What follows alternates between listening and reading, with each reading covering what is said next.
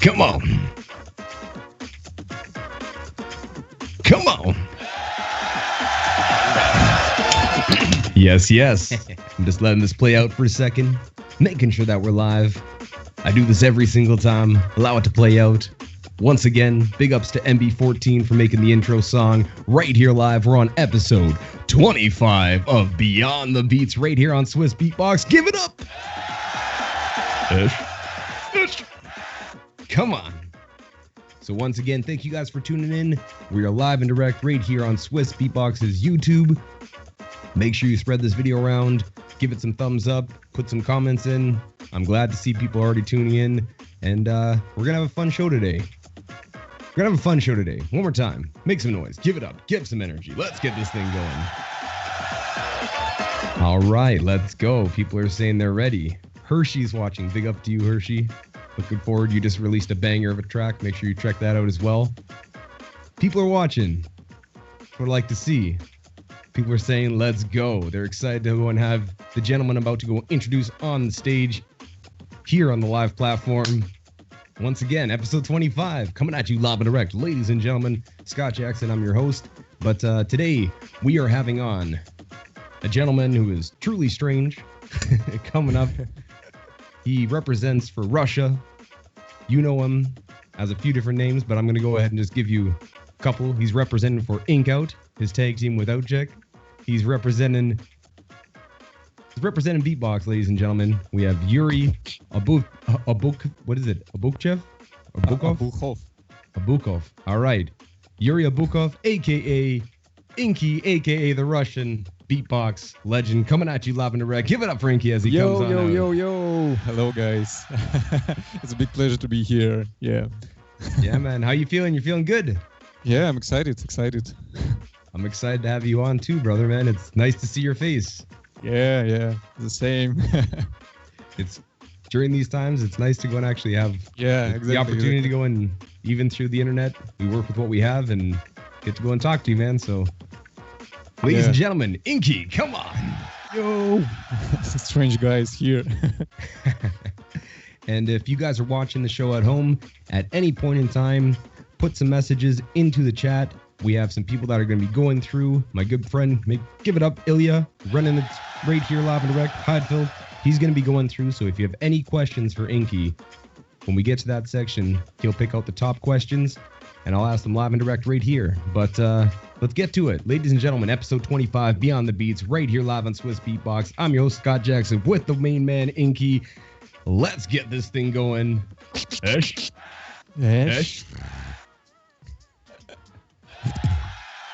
Yes. So, man, how we doing? You feeling good? You're excited to be on, and I'm happy to have you here, and it's nice to see your face, as I said before. Yeah, I'm excited. That's really good to to have internet nowadays because we are sitting at home and this great opportunity. Absolutely, it'd be very much a different world if there'd be no internet and social connections. You'd be sitting at home being, I guess I will just dive in my gear and do music. Yes, and you have a lot of gear too. I was looking at some of the setups you have, so we'll talk about that later on. But I was just it's just nice to go, and again, nice to have you on. Thank you for joining us. And there's a good number of people watching. Everybody's excited. Some people are saying from Moscow with love. You have some Russian fans that are in here. You have some people from, a bunch of people from Russia actually are watching. We like that. So, Привет. Yeah. Well, ladies and gentlemen, they're all excited to go and talk to you. Let's get this thing going.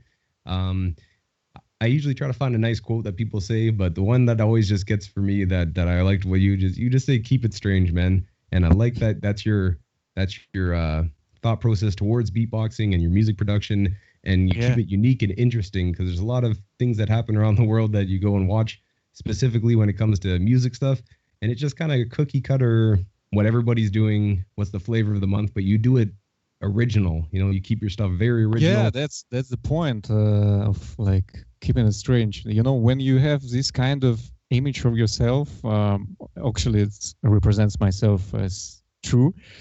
It's really cool to be like this because you can do anything and not actually be afraid of fail. That's really cool. Absolutely. Being original is where it's at, and you've one of the best examples of this in our community of you take it your own route. You have original songs that you make. It's not just doing covers and not just doing other Yeah. you really, really strive to go and make your stuff original and unique. So I really appreciate that. And I know that people watching right now do as well because you obviously have a fan base of people watching and they're excited to go and hear this stuff. So yeah, let's go and start with this of when you first started beatboxing, from what I've gathered, and big shout outs to humanbeatbox.com, by the way. There's a few different channels that people have put out stuff. And you said that you started beatboxing back in like 2006, 2007, after you saw Roxer Loops in that famous video. Exactly. And obviously, big ups to Roxer Loops, by the way. Yeah, that's big up to Rockstar Loops. He's like my first inspiration, and I was amazed by his video. On a blue back screen, or not screen, like backlights. He was in like a regular T-shirt with jeans, and the most amazing part of this showcase, I don't remember the name. I think it was the Championship of France, maybe. Yeah, I think that's the one on FM Beat Selection. And you were saying Yeah. that the thing that really stuck out to you was his splash symbol. Yeah, so yeah, offensive. yeah, So exactly. what is it that really drew you in to start practicing, even if you were just doing it for fun at the beginning? But what drew you into beatboxing after seeing Roxer just go and smash the stage like that? Actually, I never thought that I will be like a full beatbox artist. I was just doing this for fun, especially this splash. The first thing I started to learn was a splash because I was so amazed how it's done, and it's been done by a human. And I just started to keep in like trying to achieve this sound. And then, okay, now I can do something like I can do splash, but what I can do more, and I started to try to copy his beats, and somehow I start to having a behavior to beatbox, and it was always with me, and then it just somehow turned something bigger than like just walking around and doing some noises with your mouth. And yeah, that's really interesting road in my life. And how long do you think it took for you to actually see progression that you felt that you would be able to showcase more? You showed your friends in school, but like when did you start being like, oh, maybe I have a talent for this and I should, try harder at it and really try to progress? I think maybe after 4 years. I think like this, yeah, maybe 4 years took to me like to maybe develop some really basic skills actually, and then I started to build in like really crazy special sounds, like was exploring what I able to do.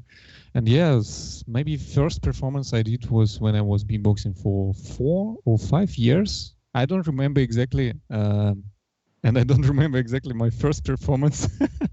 So bad. But I think it was like 4 or 5 years of beatboxing Before you actually jumped on a stage to showcase. Yeah. Kind of this time. And even before even beatboxing, though, something that I saw that you still, I think you're keeping up, but you're doing it slightly differently, is when you were doing OIV photo and you were doing your photos that you were working on, and you have a passion for taking pictures and having that being artistic? Well, actually, my degree was in photography, and when I was studying for photography, it was real my passion, and beatboxing was my kind of background. I'm just having fun, sitting on ventriloquist, and the second was not ventriloquist. I don't remember. Doesn't matter. Just having fun with beatbox, and I was thinking like I will be like a professional photographer because I was really into it. I was having a lot of photo stuff, lenses, cameras, analog cameras, 35 millimeters. Actually, I took a pic. I was able to take a picture by myself, and I don't know how to spell in English. Like when you take out the film and expose it. Yeah. But I did it by myself in my bathroom and scanned them and printed them. So like all analog, not digital. And it was really interesting. And then somehow Like people were saying like, "Whoa, you're doing crazy stuff with your mouth," and I was like, "Okay." And it was like growing, and at one point, like the balance was on the beatbox side. Mostly on the beatbox side, and instead of, and is that something that you still are interested in and try to pursue with your photography, or is that something that you still kind of do in the background or would come back to maybe? No, I actually I almost not doing any photo right now, but the skills I achieved with this like really helps me like to now I know how to manage some kind of light, basic lighting, how to use lenses, how to film myself. So it really helps when you have gear, you filming the music and you filming yourself. It really helps. Absolutely, and I'm not sure if it's still up and going, but is Wave Spectrum, is that still something that you're thinking of keeping up? You know this? Oh, it was. I see you prepared well. Yeah, man, we got to know it's Beyond the Beats. Come on. Actually, no, I'm not doing this anymore. I was just like trying to experiment and with the lightning and the perception of lightning, and was trying to create an account on Instagram with kind of atmospheric stuff, with neon stuff, like a kind of acid-ish. And yeah, it's just experiments, having fun with pictures, Absolutely, and I find that like a lot of people I've talked to over the years, and during this specific podcast series, they have mutual interest when it comes to audio and visuals. They have beatboxing and music, and then there'll be people like Reeps who does excuse me, visual arts, or Trung Bao, or other people that have the visual side. Do you find that since you had a background and an eye for it, and been having that as kind of taking photos in an artistic way, do you think that translates into your thought process when you make music? I think it's not the process from taking pictures. I think I realized the creative process for all things, including music, dance, pictures, everything. And I actually I don't know how to to say this right, but the principles for any art, I think, by my opinion, is really the start points are pretty the same, and principles are pretty the same. Of course, the direction of dance or paintings or music are really different, but the core is almost the same everywhere. So I think this kind of process, how we developed, the taste in the visuals, I think, it has impact to develop the taste of not taste, not taste. I think. No, but maybe the way that you apply it to beatboxing or music. Yeah. I think, yeah. You're right. Because I can see that too, looking at some of the older pictures that you posted that you took and some of the stuff you were doing. It was very interesting. Like for me, again, I don't know that much about stuff, but I looked at your pictures and some of the stuff you created, and I was like, oh, I could see how that same guy is now Inkie. Like That's cool. Yeah, it's very neat. But then, so you start beatboxing about 2006, 2007. Yeah. You start practicing, and you already had some success though in solo battles before Loopstation came up to it. Like the first battle that I think I saw you won was the autumn battle. Yeah. It was a small battle in St. Petersburg, local, like all friends, beatboxers was there. Not too much people, not too much crowd, but yeah, this was I think first official battle for me, like where the real battle, not just for fun in some stage with a couple of friends, and I was nervous, really nervous. I was shaking. But you end up going and taking a W. You end up winning, right? Yeah, exactly. So you start off, and then you go on the next year or 2 years from then, you win at the MTS Street Games beatbox battle. Yeah, it was, I don't remember year, 2014. Yeah, 14, yeah. And this was a really big battle because this was kind of the people was gathering from all country, from Russia. And we were having like a big stage and a big sound system and a central square of the city. And yeah, this was a really great experience. I was so hyped when I won this. I was like, oh my God, I win something big. And these moments like a fuel to continuing this stuff. Exactly, and getting that right off the bat of taking some wins and coming second and third in local battles and having some good experience under your belt leading up to it as a solo beatboxer. When is it that you started becoming into the scene in Russia specifically? Like before that battle in 2012, when you were beatboxing and people said you had a skill for it, when did you start meeting up with other Russian beatboxers and maybe reaching out to people in St. Petersburg or the surrounding area, being like, "Oh, I'm a beatboxer," and you wanted to go meet up? Yeah, actually, we had this program called Raid Call. It was like an analog of Discord or Ventrilo, and a lot of Russian guys were there, and we just discovered that a lot of people like actually beatboxers concentrated in my city in St. Petersburg, and we started to meet each other like spending the weekend together, showing off the crazy sounds, crazy beats, watching Swissbeatbox, other beatboxers, and trying to copy in them, like hanging out, all this stuff. I think it started maybe in 2010, 11. So much time went from this, and I don't remember exactly how it happened. Yeah, I think 9-10 years ago almost. So I mean, yeah. You've been in the games, and I was gonna say too, what is it? I always ask this question just because I find it interesting. But were there people that you kind of clicked with and had that connection with when you met them, not online specifically? Because I never was too much on the online scene until now with these things going on. But to go and meet people that actually beatbox and connect with them, and as you said, spend weekends and practice and hang out. How was it for you to go and meet people that actually share a common interest in beatboxing and being able to practice live with them in person? Oh, the first time when we have a meeting for like in real life, not online. I remember this moment. It was also in the city center of my St. Petersburg. It was summertime, and this excitement when you never seen the people live, and there are a bunch of them, like 7, 8. I don't remember exactly. And they are all beatboxers. I was so fucking nervous. Like my knees was shivering because I don't know what to say. I never met these people, and all of them doing crazy sounds with their mouths, and I also doing this. Like how it would be. But yeah, like we met and everything was very smooth.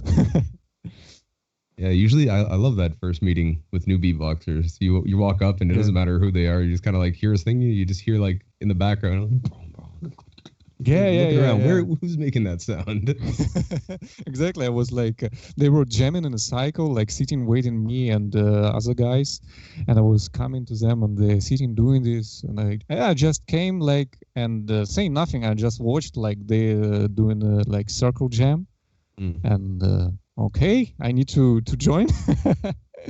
And yeah, that's how we communicate. Exactly. And that's I like that. That's a good story. And even 2012, you start meeting up with the Russian scene. 2012, you win your first battle. 2014, you win that big battle. But 2013, you start, from what I can see, start putting out stuff on YouTube with stuff like Get Low as just a random beatbox video that you put up on Facebook like a long time ago, and then and you start putting out more stuff too, like your Grand Beatbox Battle wildcard for 2013 even, and it's interesting to me to go and see how long it takes for people to go and the perseverance and continuing trying, because you went from Grand Beatbox wildcards and trying wildcards for solo to all of a sudden making it huge and making a big impression. It took a lot of time. I think I don't remember the first wildcard. Maybe it's 2030, but I'm not sure. I think it was later, not 13. Oh, I think it was 13. I just watched it. Really? Okay, okay. It's kind of it's a lost video though. You gotta look pretty hard to go and try to find it. Oh, okay, I see. I'll send you. Oh, maybe you seen the video from another account. I had a different account on YouTube, and maybe it's this one. Okay, I don't remember exactly, but yeah. Because I remember, yeah. No, go ahead. Yeah, because I remember maybe the first was in 2015 for me.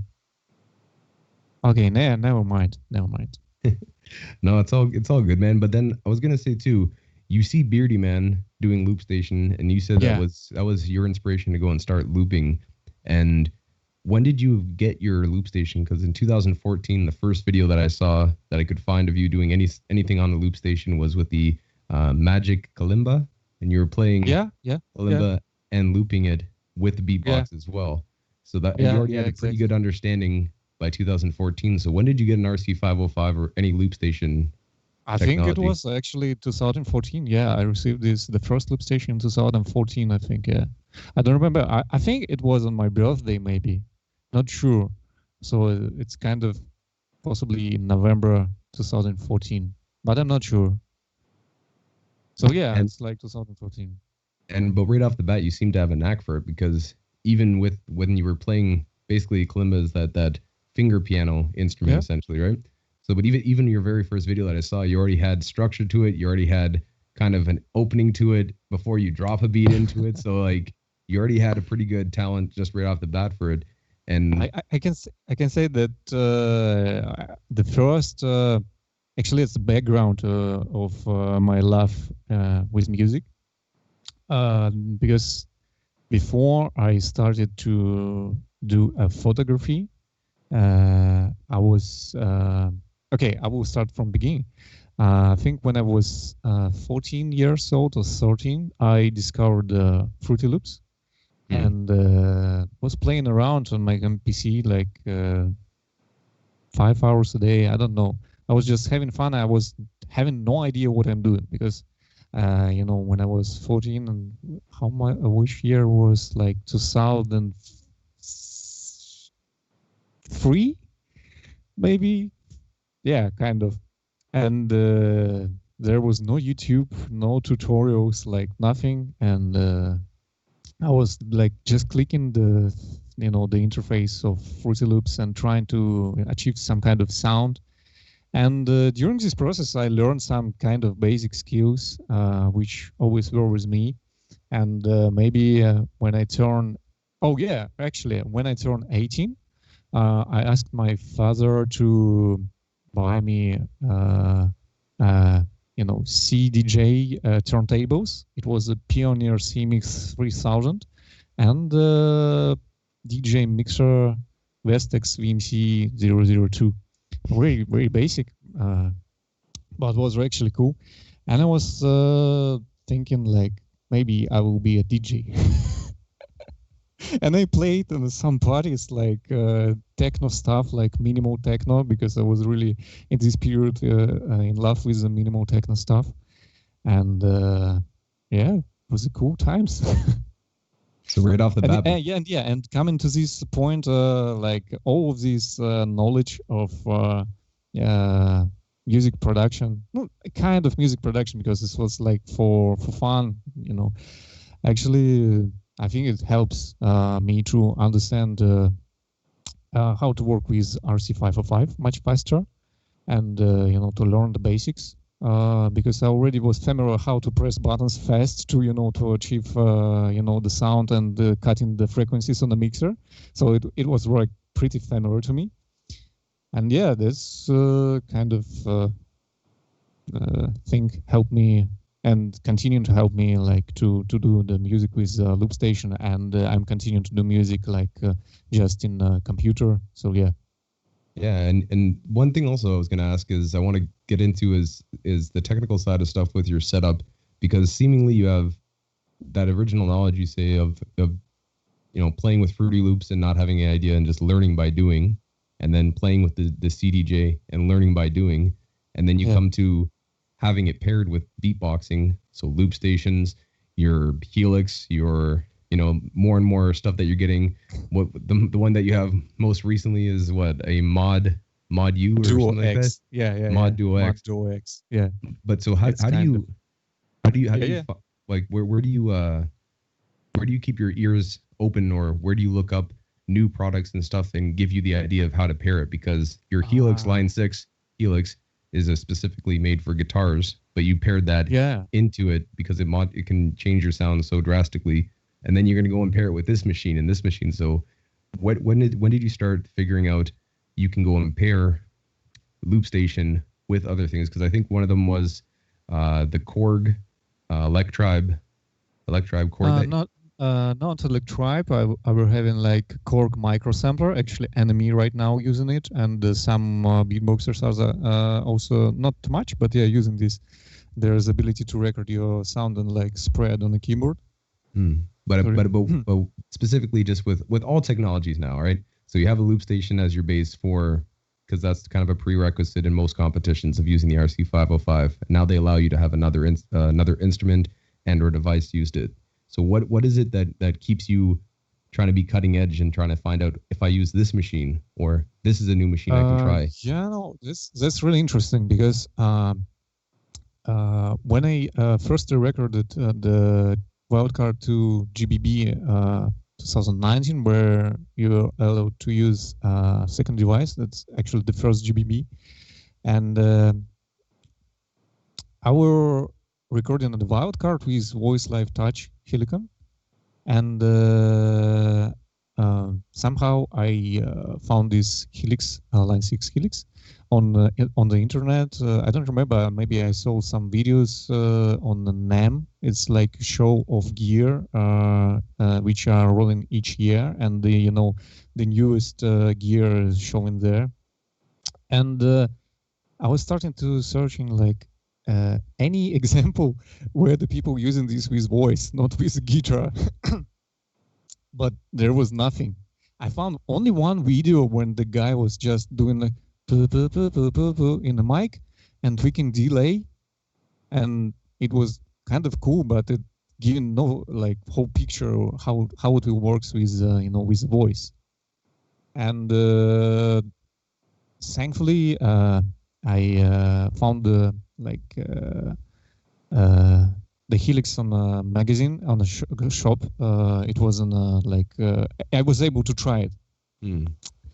And I just told guys, okay, guys, can I like sit here and just try what I can do with this?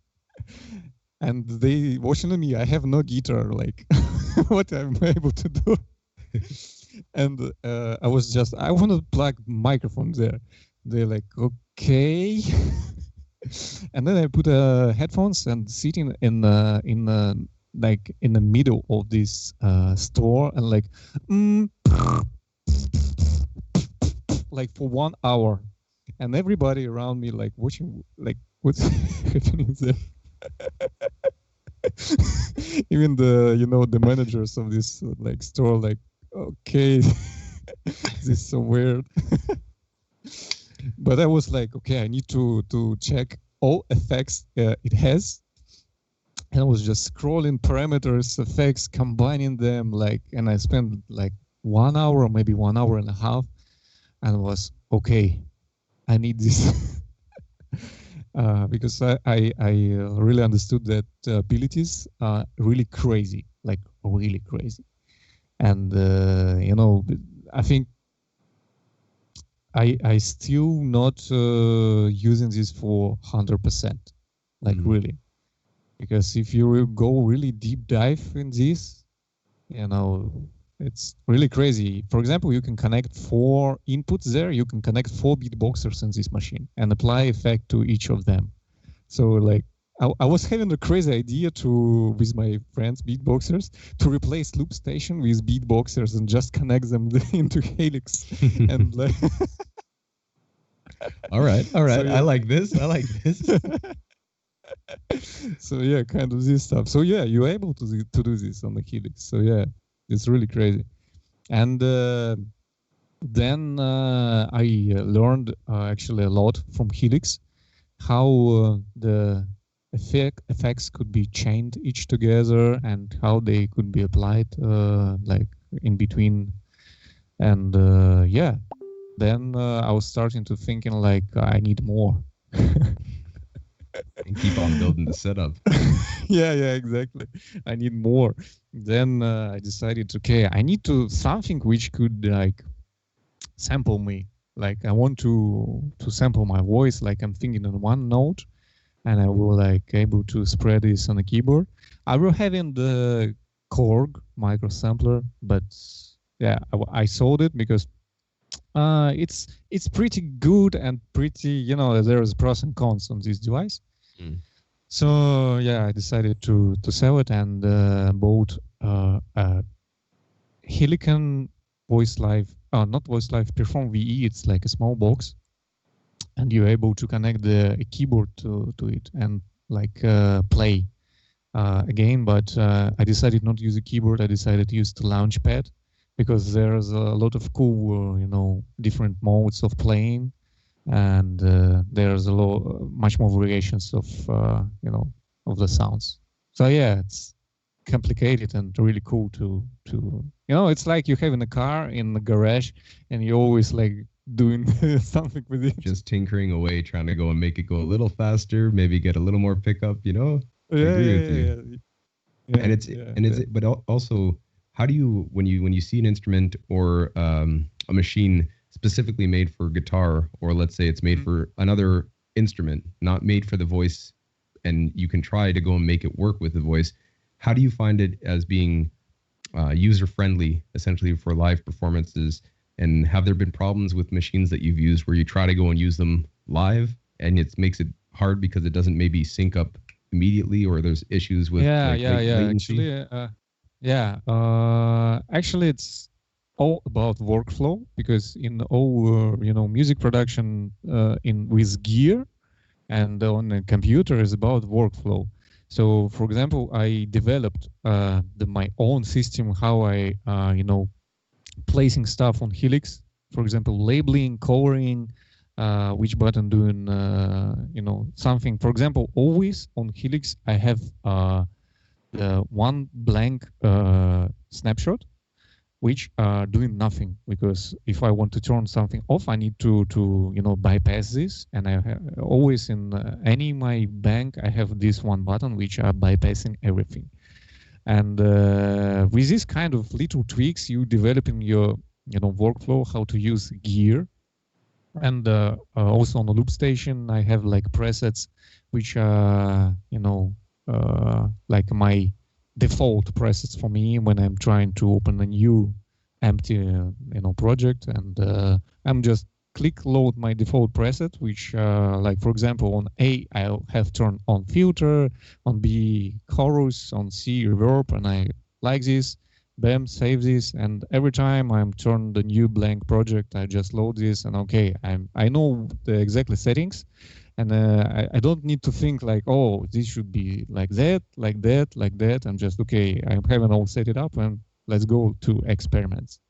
And that workflow is a good term to go and use, because it makes it easier for you to go and have stuff preset, like you said, and allow you to go and get right into the process of trying stuff new, instead of going through, as you said, and having to go and load stuff up. And I'm just, again, you are way more knowledgeable than I am in any of these things, so that's why I'm trying to pick your brain about it. But is there any gear that you're looking at currently that you'd like to add to your setup? Is there something that you think would be missing out of your current setup? Are you pretty happy with your setup as is right now? I think right now, after I've got my latest device, Mojo X, I think for now, maybe for a long time, I think it's enough for me, because the abilities of the latest Mojo is way beyond Helix. It's like, actually, it's a Linux-based computer with a web interface, and I recently created a Wi-Fi connection. So if I want, I can, you know, use my phone to access the interface of this and tweaking the parameters from my phone, not even touching the unit. And with these like abilities, you know, combining with Helix and Helicon, where I can sample myself, I don't know, it's like almost infinity possibilities, like really. So right now, maybe I want a new looper, better one. That's only thing I think will be really great to have a new model of both. Uh, yeah, actually that's the only one thing I need. I think So everybody need one new one. well, depends how much you use it. And you obviously use it a lot, and it's Yeah, interesting too seeing guys like MB14, yourself, TNF, guys that have been pushing the machines and actually having those conversations with Roland or Boss about how to go and yeah, make it better. So yeah. is there something that you would say? Uh, what do you think is missing from the RC505 currently as a standalone machine before any Uh, add-ons? Is there anything that you would say that you would be looking for the next generation of looper to have? Actually, we had a talk with the Birdman. He had on a list like, okay, Roland both like contacted with the Birdman, and Birdman created a focus group from like really good loopers like me and B14, Tom Tam, or these big names. Yes. And we just all of us like put in a grain what we want to see in new RC505, and he was just okay, that's cool, like writing down. And I think he sent this to a Bose corporation, and he told me that he actually has a picture of prototype, but he not able to show this, but Yes, he's yes, saying yes. like, oh, it's it's really interesting, like okay. And I created a really big list of things which will be really cool. Actually, I don't remember all of them, but the first in my mind will be, of course, build quality, Mm. overall build quality. Because when I'm putting the Helix in my case, I'm sure that it will survive, any trip. And actually, when I don't remember, traveling to Bulgaria, I saw like with my eyes how the workers from airplane throwing my case with Helix like this, and I was like, oh fuck. It was so terrible to watch. And okay, I just opened the case and all fine. And I know if I will put Loopstation in this case together with Helix, I know if they throw this like this, the Helix by his wave will like crack the RC505, like split in half. Yeah. And that's the first thing they need to improve, because when you're traveling, you're artist, you need to be sure that your gear is like built very well, and you're not afraid that you do something and your fader is boom gone. And you go to show like, okay, I have no fader, what I need to do. Figure it out on the fly, as it were. Yeah. Build your workflow without faders. And is there, and okay, so let's say durability gets better and they have some other things they're going to be doing. What do you think is one more major improvement just from Inkie's, just from you? What do you think would be one more major thing that the RC 505 aside from durability? What would you be looking for loopers in general that are practicing? All modern products with this kind of effects built in having a snapshots. So and color coding, so you can, like, for example, on a Helix, you can code assign any color to any snapshot, for example, and you visually seeing like, oh, this, for example, I'm doing like red means for me kick. Okay, now I know if this red button here, that's mean that's kick, and that's activating snapshot for kick. So this will be really cool if they having the snapshots in effects. And actually more effects also will be very good. And the really one more cool feature is RGB lighting to have a color coding, as I told, and really better screen. Because screen, it's not so good here. So yeah, this like the basic features should be there. Like, but when we talked with the Birdman, we're just like saying, oh, we need to put there, touch squares where you can control XY parameters of two effects and blend between them, and then like 5 different types of loop positions, and this crazy stuff when you like trying to build a Birditron with RC505. So you guys are building the extreme future version. Could be eventually the human beatbox version of the RC505, brought to you by Swissbeatbox and by way of all the beatbox loopers from around the world. Yeah, we were really going like crazy with ideas. But yeah, if they add, for example, two more tracks, this kind of improved durability, a little bit more effects, the ability to create snapshots for effects, it's already will be a great machine, much more greater. And what do you also, from what I've seen, one of the first things that you paired the RC505 with was like an analog version of a sampler.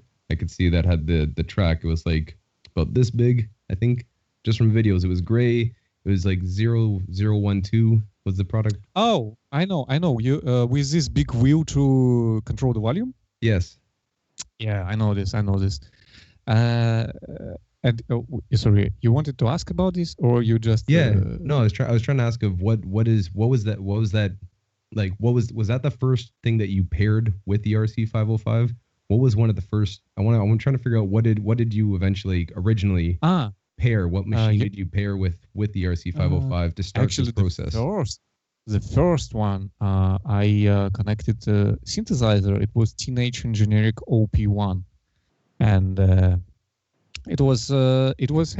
we're having built-in microphones or some kind of. I was able to sample myself and spread on the keyboard, but the built-in microphone was not so good, so it's like nah. But the whole synth, this OP1, was really great because it's powered by batteries, and actually it's really powerful. There was like 5 synth engines, a lot of effects. There was a tape machine where you can record 4 tracks, and so I saw that some people created the full album just on this small machine. And the top names in this kind of geeky gear world are also having this machine because it's really cool and powerful. But for beatboxing, not so good. Well, trial and error though. Again, could you before we go on, because I got really sidetracked because again you know what you're talking about here. Could you kind of flash down to what your current setup is? Because people I know are wondering about it, and I personally just want you to go and run through and explain slowly, if you could explain. I need process. To unhook my camera, I think, and take the mic to the hands. Yeah. So, ladies and gentlemen, if you're just tuning in, we are talking shop, talking tech, and getting a rundown of Inkie's way of putting together sounds into a loop station, and the way that he goes and builds this track. So we're going to go get through a technical gear run to go and see what he is suggesting for people to use. Yeah, so can you hear if I'm rotating like this everything, like whole table?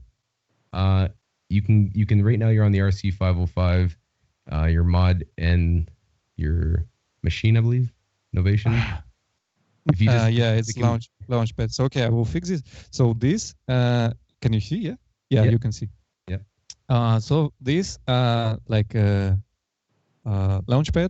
Pro MK3, and it has a keyboard, and it's connected to you can see to Helicon.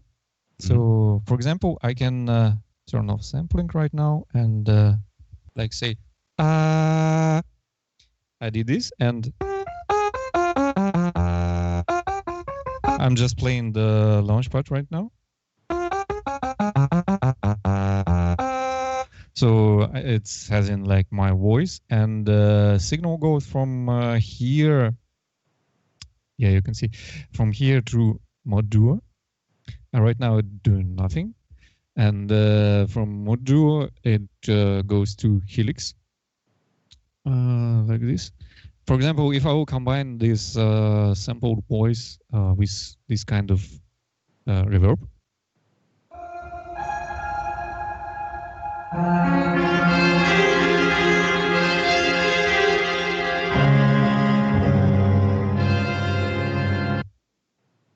So yeah, you can like create really interesting stuff. And if I will turn on the preset on Mod Duo, it's actually the preset for my song, which I will play lately. I have this kind of really interesting bass. Yeah, it could be a little bit loud. Wait a second, I will turn on the...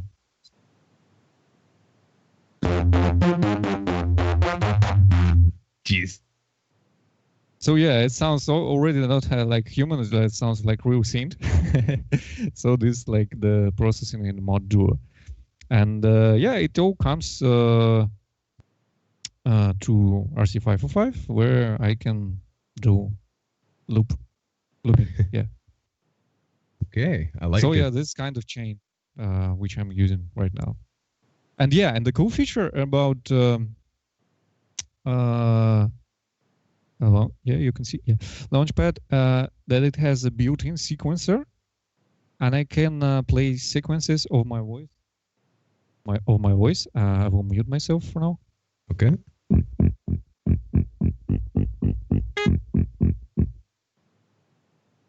So yeah, it's like a really strange example. I'll open another project. I think this, not this. Yeah, this one.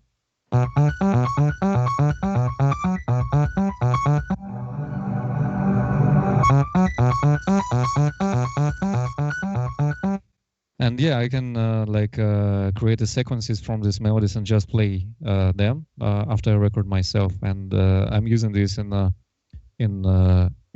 track Drive and in the track Human. So yeah, that's really interesting because you can trigger the. Can you see me? Cool. Yeah. I can see you back. Yeah. You can the play sequence from Launchpad, and at the same time, because the Launchpad connected with USB to Mod Duo, I can trigger with a MIDI different effects, just like pressing one button. But yeah, I need to program this before I do. So it's like deep diving in menus and, prepare everything before you play song. So yeah, this kind of how it works. Absolutely. That's kind of, I remember asking Sorrow in passing at the SBX camp to kind of just, when he was giving his workshop and also just talking aside, he was saying that like for setting up for success, and this is a question I'm going to offer to you as well, but to be successful in performing live at the Grand Beatbox Battle, for example, or battles specifically, how many, I guess what's the best way of saying it? How much preparation does it take for you to go and have your equipment set up and ready to go so you can go and get your, make these transitions quickly so you're not wasting time switching stuff, Actually, a lot of time. I think I spent after recording the wildcard, last wildcard for 2019. I was pretty sure that I will pass, not for 100%, but like 90% and I started to develop my program, my showcase. And this two different type of preparations. So I'm separating this, like, for example, I have practicing in creating something new. So just experiments is like one, training, for example. And another one, if I have some material, repeat this. So just rehearsals. And yeah, this kind of you experiments and rehearsal, and then you, like, for example, that you need 6 tracks on GBB, and you just when you create all of them, you just repeat them like continually. I think it took me 9 months to to learn Helix, to program everything on Helix, to like to develop a workflow with it, to create a songs with it, which I will should perform live on GBB stage. So yeah, I think it took me like 8, 9, 10 maybe months. Yeah, kind of this. A lot of preparation, but it's worth it though when you can go and have that performed live and streamlined it. Because if you go in there without stuff ready, you're sitting there fiddling with every little thing trying to make it work. Well, a beat's still building, But the way you have stuff timed out, and top loopers have stuff timed out specifically, is like it's amazing to watch that you already have stuff ready. You know exactly what you have to do to go and get to that destination. Yeah. That's a lot of work actually, and even after all these preparations, sometimes I'm not really on time with my looping sets. Actually, when I'm performing not like in a battle stage, I'd like to maybe to keep some parts more longer, just to having a vibing on this, and that's okay. And live performance is always live. It's not like in the studio version, because never know how the sounds. You don't know how you will feel on stage. You don't know how the audience will feel. Like it's like fluctuating every time. Yes, it's not that consistency of a studio setting where you control some things are out of your control. And before I'm having a hard time getting off this subject, but could you explain to me too how you go and experiment with sounds and pairing different sound effects together? And let's just go before outside devices, but just with the RC505 for people that are beginning to loop and people that are starting out. What do you recommend for them to go and start experimenting with putting two sounds or two different effects together? So if you're using, whatever it is you're using, slicer with reverb and this, like, how did you go about experimenting with these things, putting them together to see what sounds you can create with them, and also what if you have an idea of a sound, like if you have an idea of a bass that you want to get to, what is the process involved with going into that through the effects, just on the RC505 to start with? Yeah, I think the first thing you need to do is learn each effect. And you could do this not only on RC505, you can do this like on YouTube, for example, because reverb is reverb everywhere. Doesn't matter, is it like in Ableton, for example, Fruity Loops, or it's in the Helix or Modulo, like anywhere, reverb is a reverb. So if you learn the basics of these kind of effects, filters, reverbs, equalizations, slicer is like just gating sound. So slicer basically is a gate. You can like think for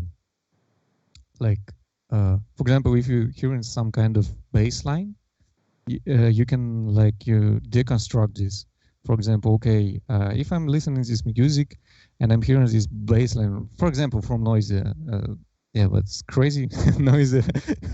But anyway, you're hearing the sound and you can deconstruct this. Okay, and having low frequency, like bass, yeah, it having some kind of phasing stuff. Phasing stuff you can achieve with phaser. And you having some kind of texture on the high frequencies, for example, distortions. So right now you have 3 pieces low end, phasing, and distortion. Now so you can somehow combine them and maybe achieve something similar you heard, maybe not, but maybe you will achieve more something more interesting which are usable for your track. So if you able to deconstruct sounds and thinking with this, for example, you can beatbox in your head, it's normal, and you can do the same with effects. I don't remember in which track, but I remember that one day I just was woke up and okay, if I put there delay and distortion, I don't remember the chain which I used, but and this and okay, I should achieve this type of sound. And I just go to Loopstation, experiment, and Yeah, it worked. So yeah, it's just the basic knowledge of sound and sound effects. So yeah, it's really like you should work like a real producer and know the basics. If you know the basics, you can do pretty anything. That's very, very well spoken. I like that answer because taking a sound, deconstructing it, and thinking about the parts that are involved with putting it back together to achieve something similar, Yeah, or as you said, something maybe more unique and interesting. That out of that process you'll find is a very, very cool way of saying of explaining some of the stuff that you've done and maybe been able to do, yeah. just your thought process. So, ladies and gentlemen, if you're out there, learn how to go and get take Secret your loop stuff. station, secret stuff. Brought to you live right here with Mr. Inkie. Can I get a little bit more into just beatbox career as well? Because I know I don't know, man. Love talking to you. This is super interesting to me. But so you start battling, you start winning some battles. 2016, you end up going in and you battle in the Russian champs. You end up third place. Yeah, And 2017 is the first time that they have the Russian beatbox Loopstation. battle had Loopstation division, and Yep.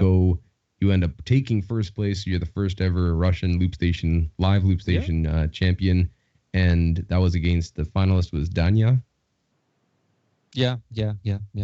Danya, and what does that mean? Because again, you've had success in battles before in solo, but going into a Loopstation battle and winning in 2017 for Russia, I don't know if people know this because if they should have any basic geography, Russia's a yeah, huge country. yeah. I think people know this. It's I know, I'm just being like facetious.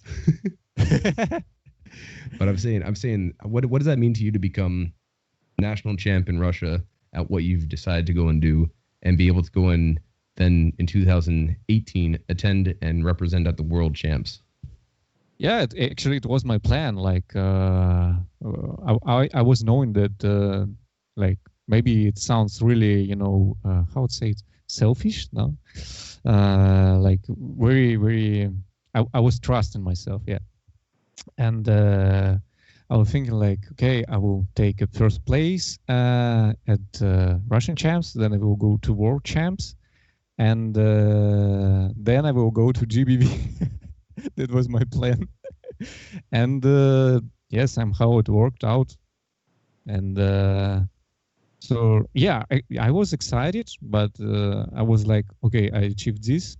Okay, now I need to work on next step, and then I just continued to work to the world champs, and yeah, this was interesting. Yeah, world champs, you did quite well coming in the Vice world champion, actually, specifically in Yeah, 2018, only losing to yeah, Sorrow in the very yeah, finals. And also in Grand Beatbox Battle, also really smashes, like you smashed it 2018. You ended up against Beatness, who ended up winning the entire thing.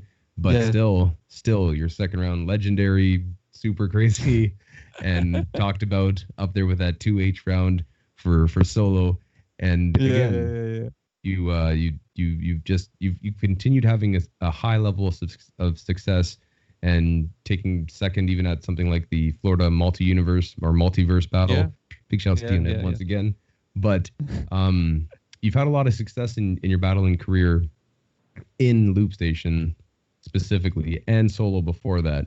Is there something, because I was watching Beat by Back Show when you were on his interview and you were talking about, this is two-part question, excuse me if I'm rambling, but you say that you're starting to get that hunger for one to be maybe battling solo again. You think you might want to go back and start battling solo again. So I have two questions, two-part questions. One, yeah. what are your goals for solo beatboxing when it comes to competition? And two, is there any battle that you want to go and achieve something in for Loopstation? So solo and Loopstation, what are future plans? Yeah, for solo, I'm not quite sure. This kind of thought on my background because I really still doing beatbox every day. Maybe not so good like before, but yes, it's this thing like which me bring like where I am now. So yeah, that's always with me. And maybe, yeah, I'm thinking like maybe I need to have fun, just to have fun to enter some kind of battles. And I don't know. Actually, I was thinking to enter the battle in the Florida Beatbox battle, but unfortunately, I catch the flu and we're having the fever. I was feel so terrible in the battle day, so I just told, can you please replace me, because I was so bad. Like I was draining from my nose, coughing like. Bleh. So yeah, and I don't know. Maybe when I will, come to GBB. Actually, I was thinking, yeah, this GBB 2020, which unfortunately postponed to 2021. I was thinking like to take a part in Seven to Smoke, because it's really great opportunity to show off in the really high level names, and also having fun, because it's like Seven to Smoke, everybody having fun. They're really fun, and this really cool opportunity to maybe do some solo beatboxing battles. So yeah, these kind of things, but it's not like okay, today I'm going to participate GBB 2021, win these, then win world champs, then this, then that. No, it's kind of, like this, just to have fun. Would you ever consider going back and trying to win for the Russian solo champs? The last 2 years I'm organizing them. Yes. So it's like, if I will participate in the event which I'm organizing, it will be really strange. I agree. It's a hard thing, because I find the same thing here in different countries. People that eventually do stuff, you start helping organize and start, being that person. But then it kind of takes you out of you can't really go back after you've organized it, because people will be like, oh, they did well because of this, or oh, it was, I don't need more reason for the internet to say rigged. Yeah. Exactly. So I think, yeah, Russia, I will take the part just to organize this, and yeah, that's okay. And yeah, maybe Seven to Smoke. That's really great opportunity. And for looping, maybe the GBB 2020 is supposed to judge. Yeah. And I don't know how it will be in 2021. There is still no information. So maybe I will be judged, maybe not, I don't know. But maybe if they're allowed to use Mod Duo X, maybe I will participate in the Loopstation battle. Okay, all right. Just one Mod Duo X, well, like it's my second device, only this one. Maybe I will participate, I don't know. So because it's really like crazy stuff. You okay? So you're not saying no to any battles, really. You're just saying you're open to the possibility of doing solo battles and some Loopstation battles. Yeah. I'm excited, man. I would love to see you back, because you've always had good. I don't know, man. I've had the pleasure of being on stage and hosting whilst you battled at Grand Beatbox Battle and World Champs, and getting to see you at the Florida Beatbox Battle too, like the Multiverse Battle. I've had the pleasure of watching it happen, so I'm excited, and I would love to see you back in there, because you kill it. So I know that people would be excited to see you as well. Appreciate this. Yeah, man. And aside from battling, aside from because you have a lot of stuff going on too. You've put out music for a long time too, not only just with beatboxing, but with just producing it as well. Yeah. Without any beatboxing involved. Yeah. You put out albums. You have stuff that people can go and support you currently if they want to go and buy your music. You have different albums and EPs out, and also music that has, it's not beatbox related, but it's still under you being Inkie and having your branded music. And you have stuff like 2019, you bring out Keep It Strange with 10 different tracks on that, and your next EP, the next EP that you put out, Distinct. Yes, with 2 tracks, My Joy and Drive. And you've been 2020. because before I just ask you, I'm just gonna just list off some stuff. But 2020, you've been putting out a lot of different stuff that's been very cool with beatboxers around the world, remaking their stuff. Yeah, And yeah, yeah. yeah, with Shogo, you remade Feel Like, you remade When I Push with Freeps One. You Yeah. worked with Xenio for Choose. You've done a lot of different stuff, and you've put out albums that are original music, and you've also put out last track I think I saw was Colfort. Yeah, Colfort yeah, exactly. Yeah. was the next track that you put out most recently that has your producer side showing off Yeah. and showing what you can do with that. So can you give me some background and what do you think, what would make you happy to be in the future music wise outside of battling and artist wise? I think this is a really interesting question, and I'm sure that I will not be beatboxer until I will be like 65 years old. That's for sure, because I don't know how people how I will be able to be like doing this crazy stuff in 65, because I will be old like this. And I'm thinking like maybe by doing this kind of music which are not involved, are not having a beatboxing in there, it's kind of my little background thing which I'm learning, still learning how to produce music. And it's kind of maybe my bridge from being beatboxer to like being just a producer. The this kind of the road I'm thinking, because even in 45 I think doing a beatbox is much more harder than 30. So yeah, that's sad. No, it's progression in the way that you want to take your career, because you've said this before as well, that you don't consider yourself a beatboxer, you're an artist. And I think that's a good distinction to making, because some people get kind of they put them in this little box of being like, I'm only a beatboxer, so I'm only wanting to do beatbox stuff. But you've gone and done, as I said, producing music with different artists you've worked with. You've created stuff outside of beatboxing where you're putting out music and sharing it with people, and you're choosing to go and pursue that. So it's not a sad thing whatsoever. I think that you're always going to have beatbox fans and people that know you from our scene, but to go and pursue other things is not a sad thing. It's the way that you want to have your career go. Yeah, right? I mean, sad in that I can, with years, I will be losing ability to do my really passionable hobby. So yeah, this kind of sad. But in other picture, it's not so sad. It's really like interesting way, like road.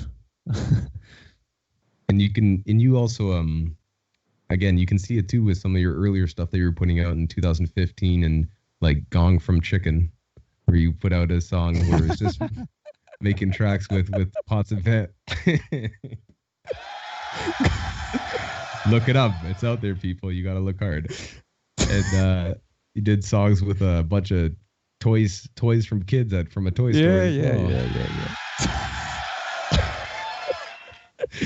So I find that interesting too, because it made me laugh to go and look at that, and just the way that you put that together, and videos now that are viral, and people are, it's 2020 and people are putting out these things where they have samples from different things from around the room, or they take stuff.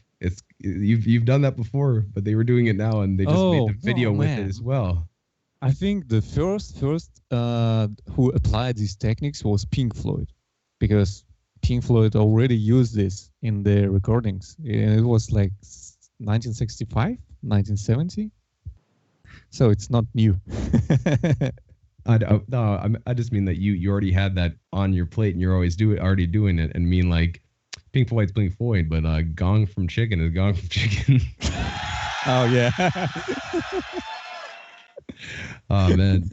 So is there also is there any artists that you're currently looking to work with in the beatbox scene and outside the beatbox scene? Is there people that you want to go and collaborate with for future projects? I know everyone has a list, but is there somebody that you're like, I really want to go and talk to this beatboxer. I'd love to go and produce something with this artist.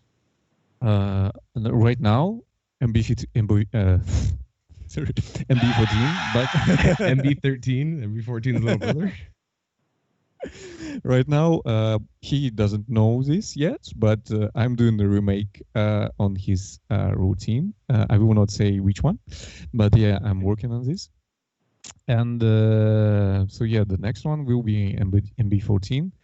And if we're not taking any beatboxers, if we think out of beatboxing, I don't know. For me, like maybe not idol, but role model in a music production could be like artist called Mr. Bill. He's from Australia, if I remember correctly. Yeah, I can say that I'm really a huge fan of him because he having really interesting music, really clean, like really clean sound. And I want to achieve some kind of this, sounding, not in a context of overall sound like him. I mean, in the technical aspects. So yeah, I think he's like maybe top 1 for me, maybe top 2, maybe top 3. All right. Well, it's. I hope that somehow he gets this message and you guys can go and make something because get excited to go and put it out there. And also, I'm looking forward to see. I want to guess people right now. If you're watching live, just write down what do you think is going to be the MB14 track remix. I just want to see who. He won't tell you if you're right or wrong, but just write it down and see if you can go and do that because we are doing this live. And I have another question too. Of you mentioned and you've been a judge for different competitions already, but when you an opportunity to go and judge a Grand Beatbox Battle. You do a showcase, and we'll see what the future looks like for GBB itself. But as a judge, specifically for Loopstation, what is it that you look for? The first thing is, I think, from engineering aspect, like the clean sound. Like it's really important. Because if you having a great composition and it's having great harmonies, great vocals, and if your like sound is really bad, you having a lot of feedback, you didn't gain staging on your sound, it will sound terrible. So yeah, this is like the first thing, and the second thing is creativity and like original sounding and original usage. If we're talking in just for RC505, for example, the original usage of different things in RC505. You know, like right now, everybody using this click with panning delay, which achieving the notes. It's kind of trend right now, and I don't know. I'm hearing this everywhere, and not so happy because there is a lot of variations. The interesting thing about the Keep It Strange track that I decided to use the things which are never been used, and some people still not using this. It's like effects called Octaver, and the second part where the heavy like cello cinematic stuff coming is actually just one effects. It's called Octaver and some kind of a cue, and it sounds so cool. And this is just one example how to use interesting, or maybe vocoder stuff. I use this. I don't remember on the World Champs. Vocoder is not so heavily used yet, so I don't know why, but because you can do a lot of stuff with this. So yeah, original usage of different aspects of RC5 is cool. And I remember the wildcard showcase of UK looper, Mr. Formula. He did a really great thing. He recorded on one part of the song, and during live performance he switched to another and recorded again, and then he switched back and forwards, and it was really cool. He was switching between different banks, and it was really interesting to watch because no one did this before. So these kind of things are really cool. I really want to be like impressed, like wow, like how this guy did this. So this like the second point for me, and I think these two aspects, uh, the main, of course, the overall composition sound is also important. Having good melodies, vocals or not vocals, this whole stuff also important. So yeah, these kind of three things. And do you see anybody that's up and coming currently, some of the younger loopers or people that are starting to get showcases and opportunity? Is there anybody that you see that's on the up and come that you're like, wow, this person is interesting and is really standing out to you? Because again, I feel like during this stage in the world and this time period that we're in, there's a lot of people that have been online, whether it's the solo competitions that are going down online and given the opportunity, if you have a microphone and an internet connection, you can be into that.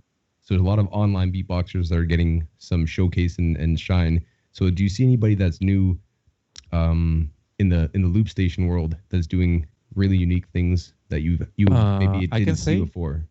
Yeah, I can say that Frosty can kill the kill the stage.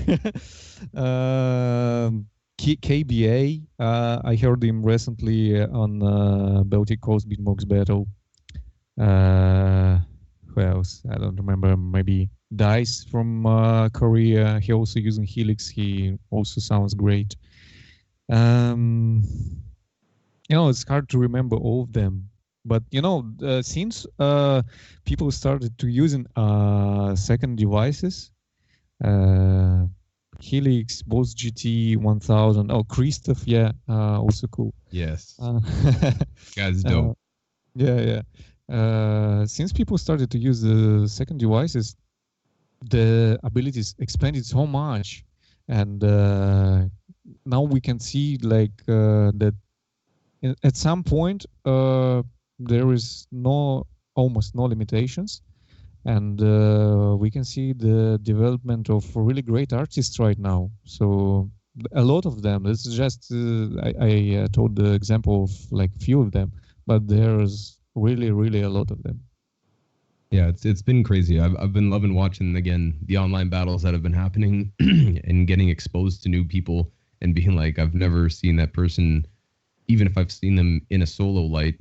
I knew that Frosty had won the UK chance for looping, and then when I saw him more recently as he's progressed, I'm like, whoa, he's putting out some crazy material.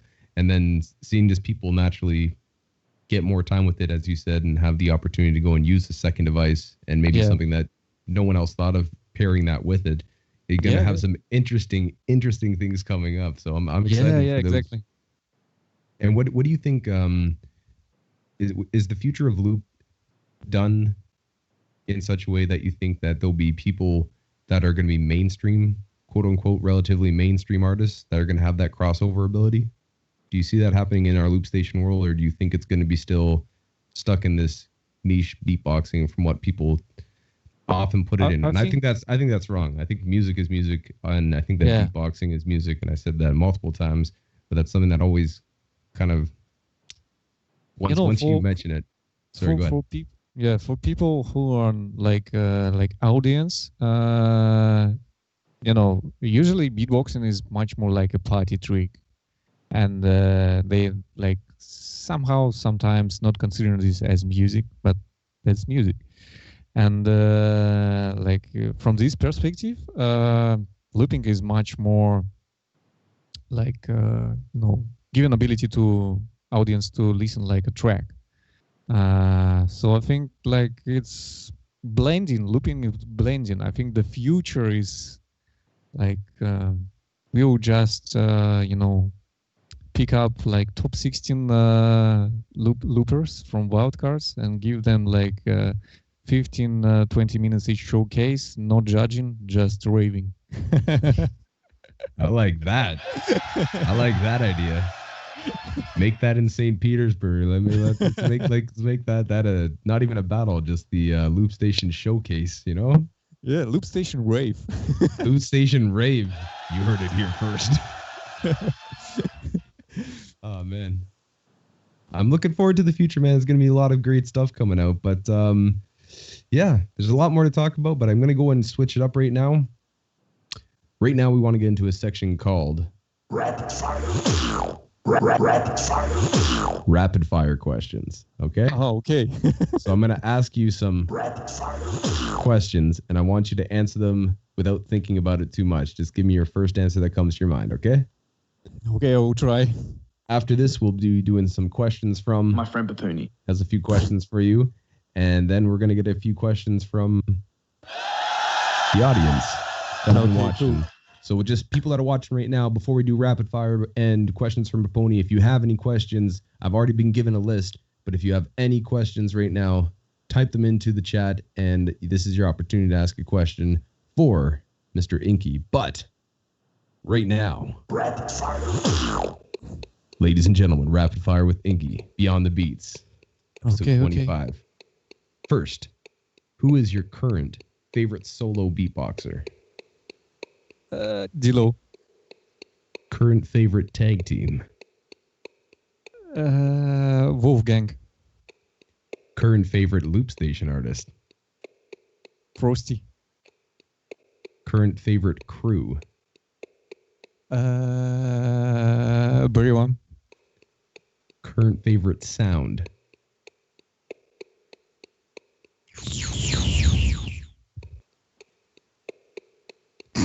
What is your favorite Russian food? Borscht. Oh, Scott, hello.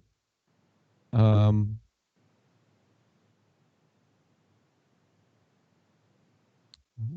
меня видно?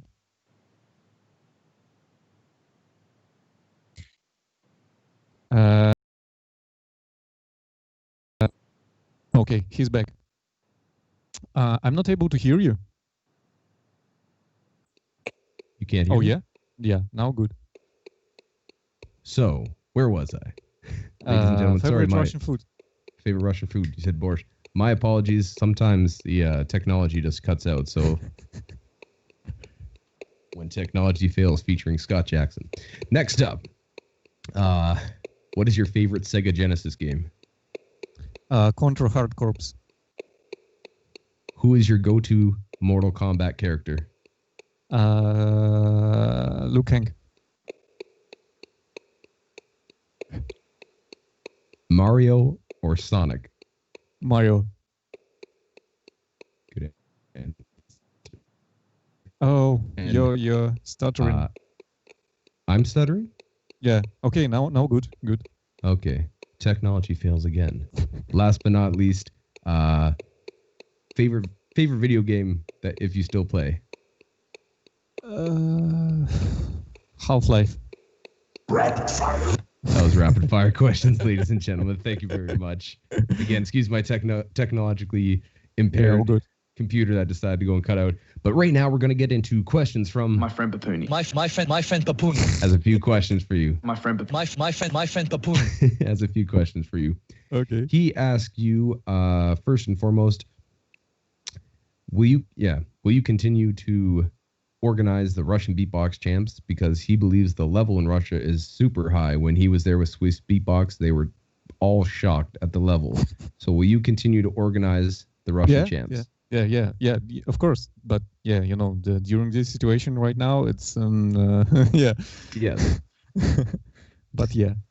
Okay. Another question from my friend Papuni. My friend Papuni. He wants to go and ask you, what made you such a geek in looping?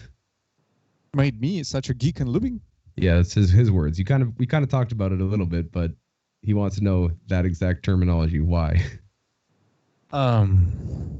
Because I love beatboxing and I love technology. It's all about this. It's a good answer. All right. My friend Papuni would really like to know. My friend Papuni. He wants to ask you, would you also still love to go and judge GBB, because he says that you are still invited as a judge when they actually bring it back? Yeah, sure, of course. I'm 100% for this. All right. Yes. My friend Papuni. He's going to be happy to hear that one. He also wants to know, when is the next time you want to do an SBX shout out? Actually, I was thinking about this, and I have one track which I really thinking to send as shout out. Okay, all right. So, ladies and gentlemen, there might be something new in the works with SBX and Inkie coming at you live and direct. One last question from My friend Papuni. he says, "Can you?" And I've asked you this a little bit, but actually, this is a good way of stating it. Can you tell us, aside from MB14's remix that you said you're going to make, and possibly a shout out for SBX, what other new music are you working on currently, and will there be a new album anytime soon? Right now, I'm working like on a beatbox remake, and I want to create an album of this. So it's like I'm dropping the single by single, but I think the last maybe 3 artists I will not drop as a single and include them in album. This kind of one thing. And the second, as you know, I'm also dropping the singles where I'm just acting like a music producer without beatboxing.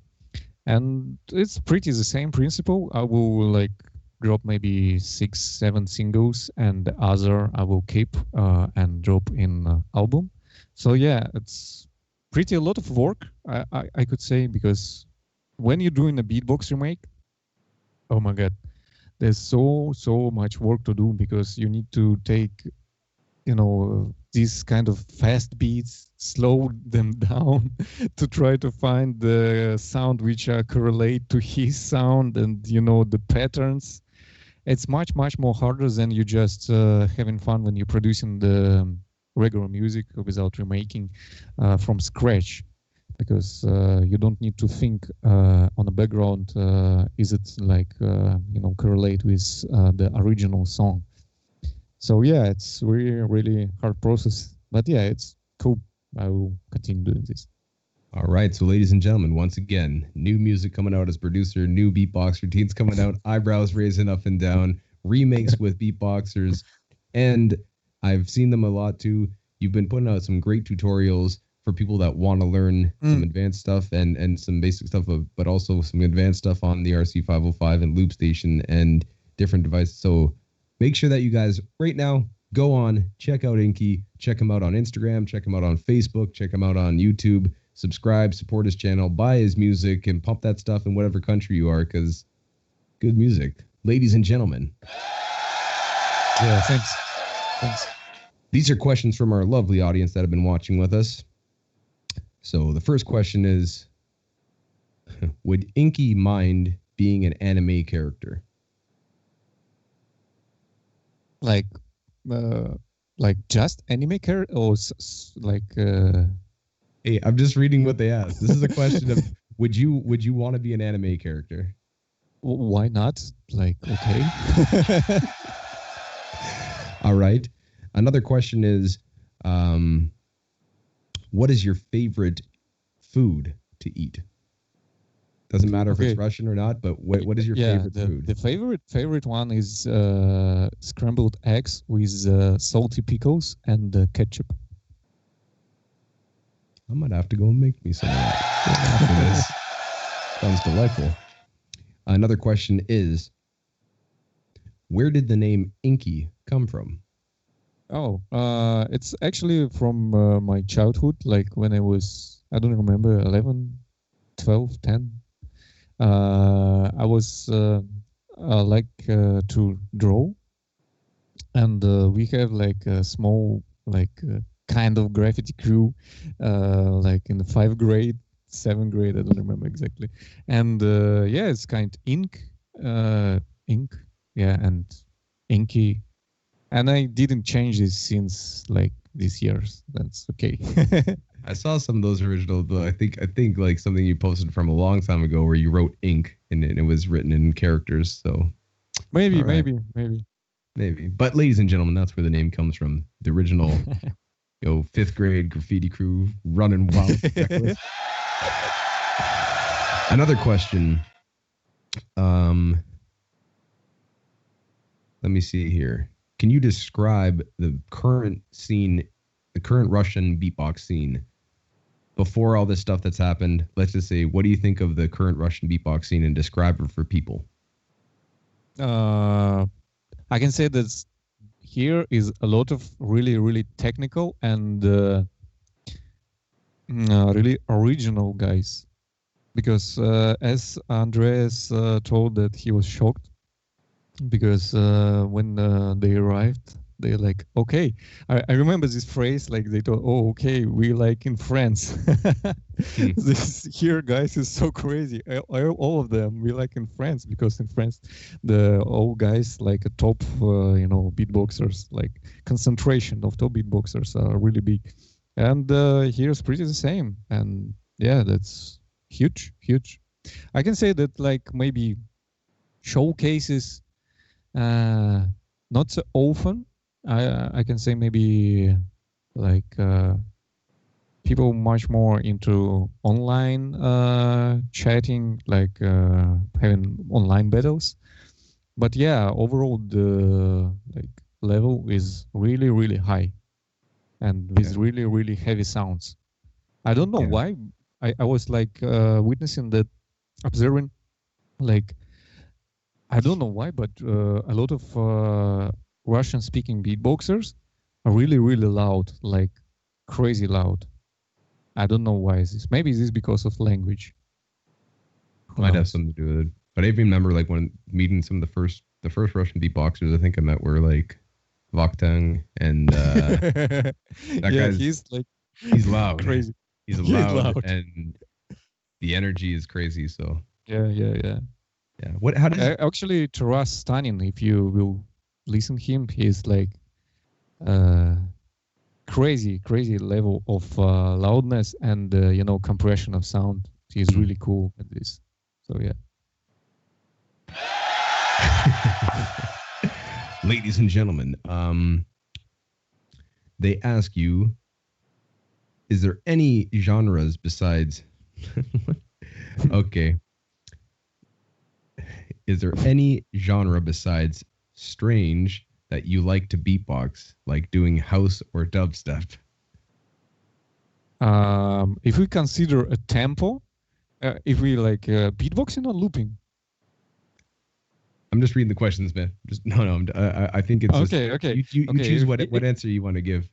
Okay, so if about beatboxing, so actually the all tempos I'm using when I'm beatboxing solo is like dubstep-ish, half-time-ish stuff, and maybe 100 BPM, like kind of hip-hop, and a little bit faster, like house or slow house, like 110 BPM.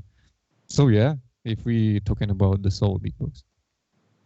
You've done a lot of different styles and stuff. What was that video you did shotgun with drum and bass? That was crazy. Yeah. Oh, you remind me of this beat. I forgot about this. Damn. Let's go with one last question from our audience. They ask you, let me see here. Here we go.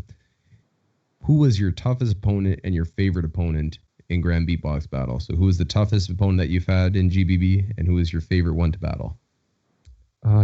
Which year? There was 2 GBBs. I think they mean out of both of them.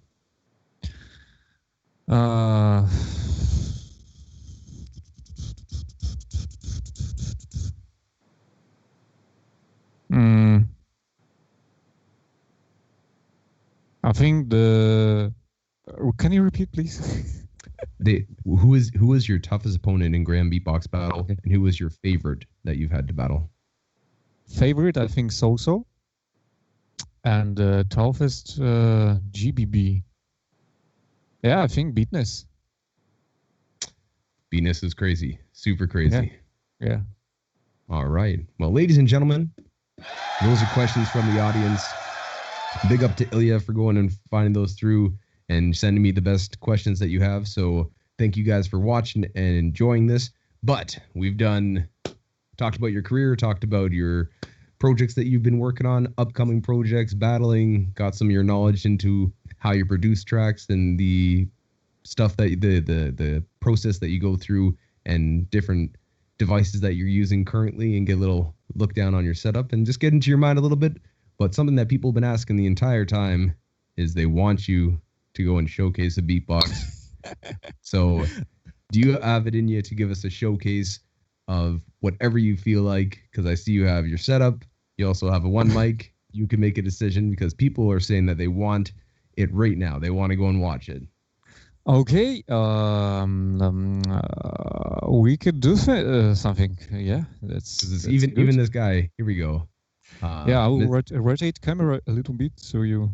I'll give you a second to set up, but people are watching right here. They're saying they're staying up. This guy, Mr. ADK, he's been waiting since he's already 2 a.m. where he lives, and he's waiting to go and watch you showcase. So he's dedicated. He wants to go and watch you showcase. People from around the world are watching.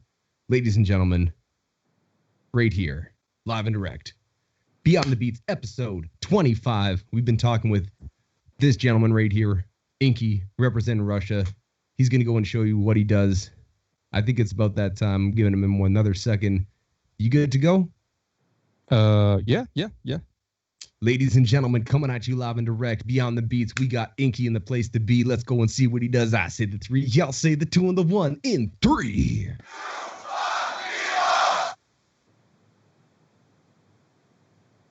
Hello.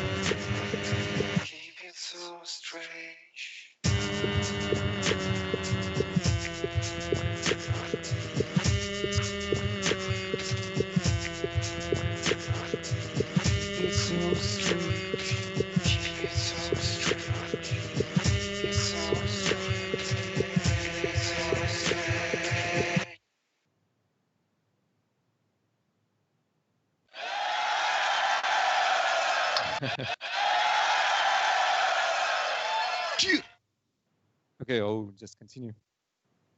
Yo, keep going, dog. People are loving it. I'm loving it. Once again, you on live right here with Inkie on Swissbeatbox Beyond the Beats. Get it!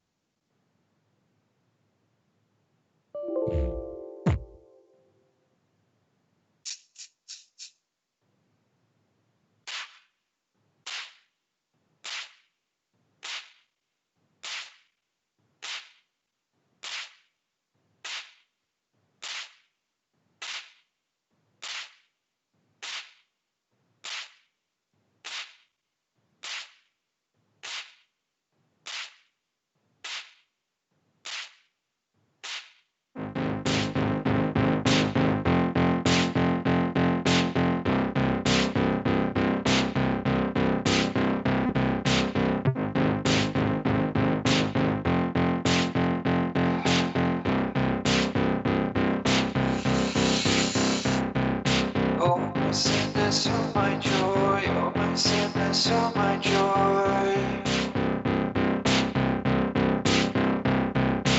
Oh my sadness, oh my joy, oh my sadness, oh my joy. You are my favorite toy.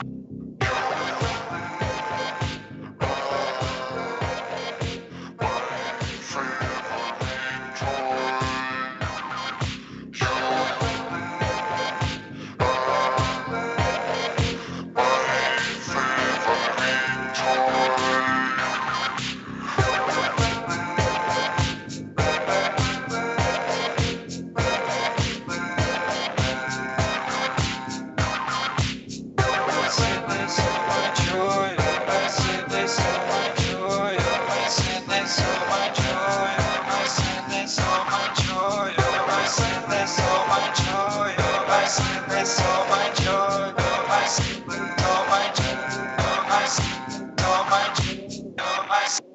My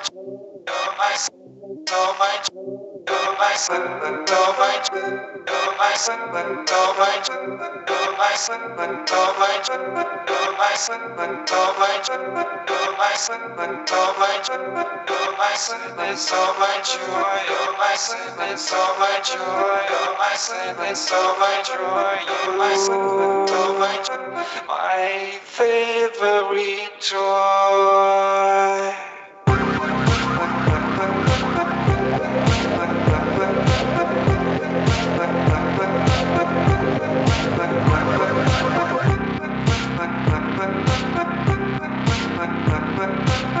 My sadness, oh my joy, oh my sadness, oh my joy, oh my sadness, oh my joy, oh my sadness, oh my joy.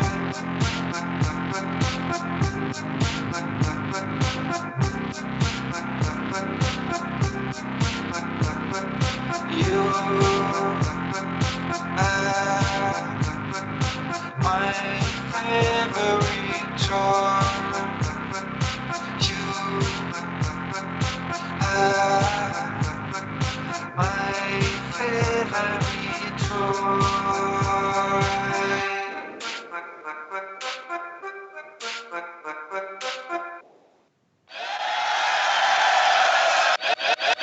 Hey, thanks. Yo.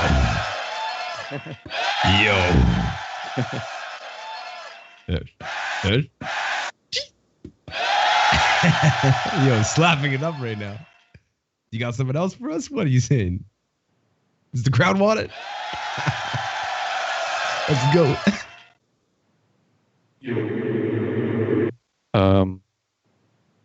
Yeah, now I have also technical issues. Wait a second. That's all good. Ladies and gentlemen, I hope you guys are enjoying what you're watching right now, enjoying what you're listening to. People are loving it. People are enjoying it. They're excited for more. He's figuring out one or two little things because, again, technology sometimes makes it hard when you're going along. But ladies and gentlemen, right here live and direct, Beyond the Beats, Inkie's still slapping it up for y'all. Hope you guys are having a fabulous Monday or whatever day it is, because I guess it could be later on in the world time where you're living. But thank you guys for tuning in once again. Inkie's here live and direct, Beyond the Beats, Swissbeatbox coming at you. Thank you. Okay, I'm thinking now it works. I hope so, because I experienced this first time. Okay.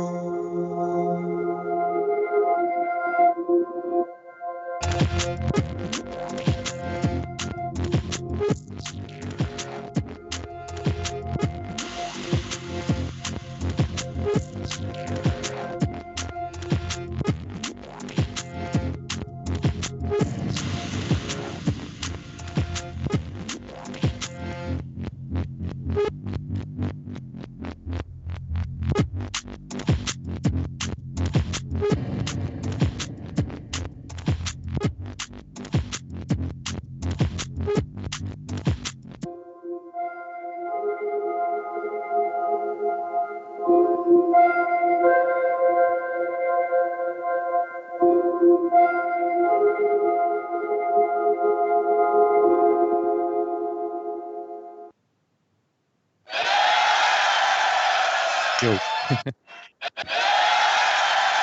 Yo. Yo.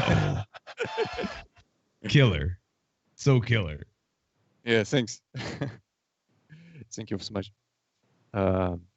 So yeah, I think that's all. Ladies and gentlemen, one more round of applause. Inkie showing us what's up right there, live and direct.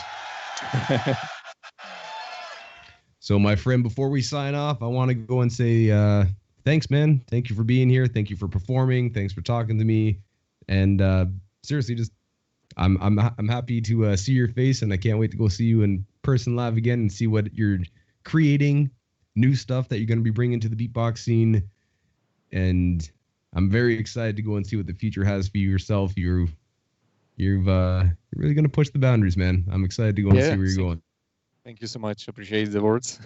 Yeah, it's a big pleasure to be here and to talk with you too. Yeah, hope soon we all together could meet and having a really, really hardcore psycho jam. I'd like to have that and see that happen as well, my friend. And before we jump off here, is there anybody or anything that you want to go and say before we sign out? Is there anything I missed that you want to talk about? Is there any message you want to give to the beatbox scene and people that are watching right now? What I want to say? I would like to say, keep it strange.